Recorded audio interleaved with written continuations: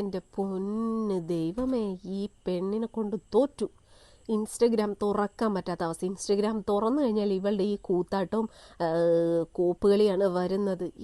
എന്താ ഇവള് കാണിക്കുന്നത്? റീച്ചിന് വേണ്ടിയിട്ട് വന്ന് ഒരുമാതിരി പേക്കോലങ്ങൾ കെട്ടി വന്ന് വേഷം കെട്ട് കാണിക്കുകയാണ്.